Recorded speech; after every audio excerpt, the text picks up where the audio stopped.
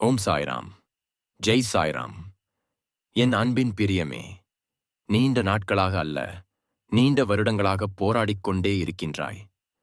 இந்த போராட்டங்கள் எல்லாம் எப்பொழுதுதான் ஒரு முடிவிற்கு வரும், எப்பொழுதுதான் எனது வாழ்க்கை மாறும் என்றெல்லாம் காத்திருந்து சலித்து, இதற்கு மேல் எந்த வலிகளையும் என் மனம் தாங்காது, இதற்கு மேல் எந்த முயற்சியும் செய்வதற்கு என் உடலிலும் மனதிலும் சக்தியே இல்லை சாயப்பா என்று என்னிடம் நீ சரணாகதியும் அடைந்து விட்டாய்.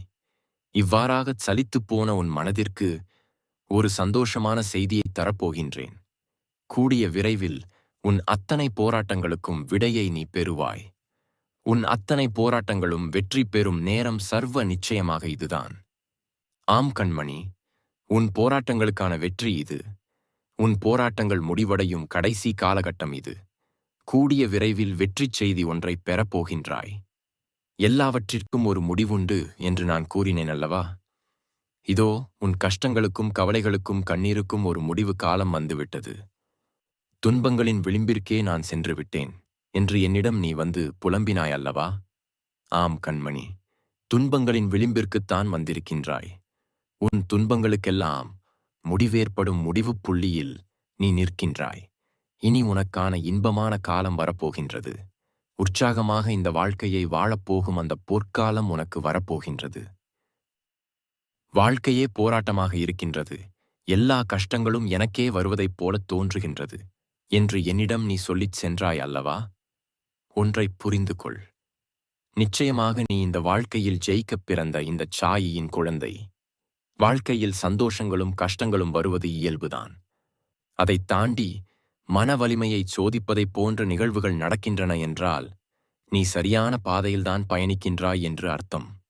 ஆம் கண்மணி, எப்பொழுது நீ பயணம் செய்யும் பாதையில் எதிர்ப்புகள் வருகின்றனவோ, எப்பொழுது உனக்கான எதிரிகள் உருவாகிறார்களோ, எப்பொழுது நீ செய்யும் செயல்களுக்குத் தடைகளையும் தடங்கல்களையும் அவர்கள் உருவாக்குகின்றார்களோ, அப்பொழுதே அவர்கள் உன்னை பார்த்து பயந்து விட்டார்கள் என்று அர்த்தம்.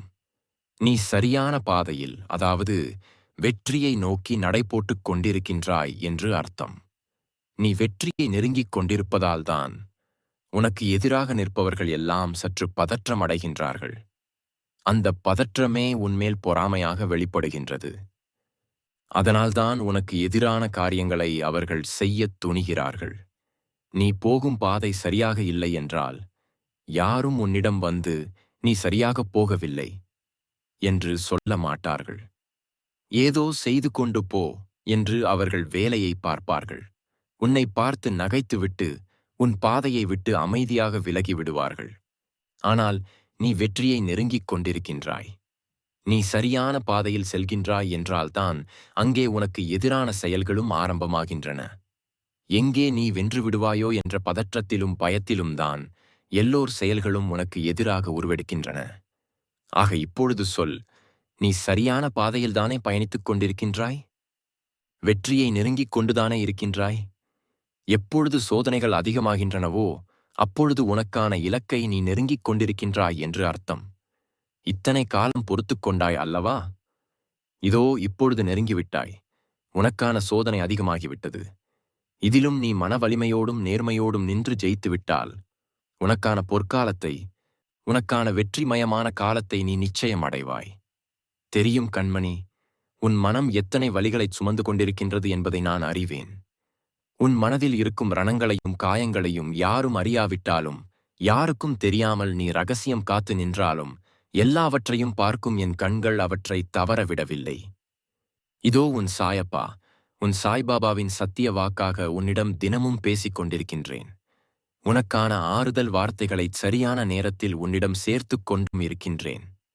எல்லாவற்றிற்கும் மேலாக எனது இந்த வார்த்தைகளும் எனது இந்த வாக்குகளும் என் ஊதியும் உனக்கான எல்லா வலிகளையும் போக்கும், அனைத்தையும் கடக்க மன உறுதியைக் கொடுக்கும். என் ஆசீர்வாதத்தை நிறைந்த மனதுடன் உனக்கு அருளிக் கொண்டிருக்கின்றேன். உன் கையில் நிச்சயம் நான் கொடுக்கும் ஊதியை வாங்குவாய்.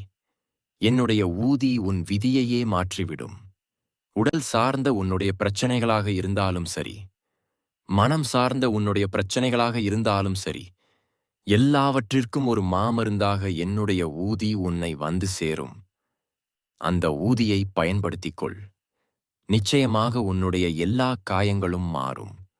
உன்னுடைய எல்லா ரணங்களும் மாறும். ஆம் கண்மணி, கூடிய விரைவில் என்னுடைய ஊதி உன்னை வந்து சேரப்போகின்றது. உனக்கான பக்கபலமாக, தைரியமாக அது உன்னுடனே இருக்கப் போகின்றது. அடுத்ததாக உன்னுடைய நிம்மதிக்கான வழிகளை நான் கூறப்போகின்றேன். எப்பொழுதும் நிம்மதியற்ற சூழலில்தான் இருக்கின்றாய். உறங்கும் போது கூட ஒரு நிம்மதியான உறக்கத்தை நீ உறங்கி எத்தனை நாட்களாகிவிட்டன? உண்ணும் உணவின் சுவையை நீ ரசித்து உண்டு மகிழ்ந்து எத்தனை வருடங்கள் ஆகிவிட்டன? மன நிம்மதி இல்லாமல் அலை பாய்ந்து கொண்டிருக்கின்றாய். ஒரே ஒரு விஷயத்தை மட்டும் மனதில் வைத்துக்கொள். எப்பொழுதும் யாரிடமும் வாக்குவாதங்களில் ஈடுபட்டுக் கொண்டே இருக்காதே. உன்னைச் சார்ந்த கருத்துக்கள் ஆயினும், உனக்கு எதிரான கருத்துக்கள் ஆயினும், எதுவாயினும் அது அவர்களது கருத்தே என்று நீ கடந்து சென்றுவிடு. உன்னைப் பற்றி தவறாகப் பேசினாலும் கூட எல்லாவற்றிற்கும் விளக்கம் கொடுத்து உன்னை நிரூபித்துக் கொண்டே இருப்பதற்கு முயற்சி செய்யாதே. அது உன் நிம்மதியைத் தொலைத்துவிடும். நீ இந்தச் சாயியின் குழந்தை. தேவையில்லாத விஷயங்களுக்கு நேரத்தை செலவிடுவதையும் அதற்கு வருத்தப்படுவதையும் நான் எப்பொழுதும் விரும்பியதில்லை. எனவே யார் என்ன சொன்னாலும் அதை காதால் மட்டும் கேட்டுக்கொள். மனதால் எடுத்துக்கொண்டு உன் தலையில் சுமந்து கொண்டே திரியாதே. நீ இந்தச் சாயியின் பிள்ளை அல்லவா? உன்னுடைய நிம்மதிதான் இந்தச் சாயிக்கும் நிம்மதி. நீ நிம்மதி இல்லாமல் இருந்தால் நான் எப்படி கண்மணி இங்கே நிம்மதியுடன் இருப்பேன்? உன் மனதை ரணப்படுத்தி பார்க்க வேண்டும் என்று நினைப்பவர்கள் தெரிந்தேதான் உன்னிடம் வம்பு இழுக்க வருகின்றார்கள். ஒரே வார்த்தையில் அவர்களுக்கு பதிலடி கூறிவிடு. கலங்காமல், தயங்காமல், தைரியமாக அவர்களுக்கு பதில் கூறு. அதிகமான பதில்கள் தேவையில்லை. ஒரே ஒரு வார்த்தையில் உன்னுடைய பதில்கள் இருக்கட்டும். அப்படி உன்னால் இயலவில்லை என்றால் அந்த நேரத்திலே இந்தச் சாயியே நினை. அவர்களுக்கு தக்க பதிலடி நான் கொடுப்பேன். நல்ல வாழ்க்கை வாழ நினைப்பவர்கள் காயப்படுவார்கள்தான். ஆனால் அவ்வாறு காயப்படுபவர்கள்தான் நல்ல வாழ்க்கையை வாழ்ந்து இந்த வாழ்க்கையிலும் ஜெயிப்பார்கள். எனவே காயப்படும் போதெல்லாம் நினைத்துக்கொள், உன்னுடைய வாழ்க்கையை ஜெயிப்பதற்காக பிறந்த என்னுயிர் நீ. நீ எதிர்பார்த்து காத்திருக்கும் வெற்றி உன்னிடம் வருவதற்காக சில வலிகளை இப்பொழுது நீ தாங்கிக் கொண்டிருக்கின்றாய். இதை மிக தைரியத்தோடு எதிர்கொண்டு வா. நீ எதிர்பார்க்கும் அந்தச் சந்தோஷமும் வெற்றியும் நிம்மதியும் உனக்காக காத்திருக்கின்றது என்பதை மறந்துவிடாதே. அதற்கான பயணத்தை எக்காரணத்தைக் கொண்டும் நிறுத்திவிடாதே. அமைதியாகவும் இந்தச் சாயியின் மீது நம்பிக்கையுடனும் உன்னுடைய பயணத்தை தொடர்ந்து கொண்டே வா.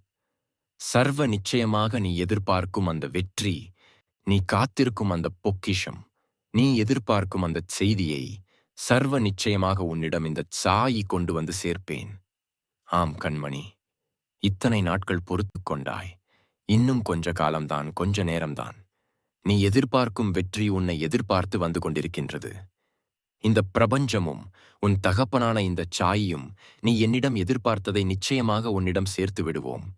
கூடிய விரைவில் நீ கொண்டாடும் அந்த வெற்றிச் செய்தி உன் கைகளில் வந்து சேரப்போகின்றது. நிச்சயமாக நடக்கும். ஆனால் நம்பிக்கையோடு நீ இருக்க வேண்டும். ஏனென்றால் நல்லதை நினைத்து நல்லதைச் செய்தால் சர்வ நிச்சயமாக நல்லதுதானே நடக்கும். கலங்காதே கண்மணி, உன் சாயி உன்னை ஒரு பொழுதும் கைவிட மாட்டேன். உன் சாயிருக்க பயமேன். ஓம் சாய்ராம். ஜெய் சாய்ராம்.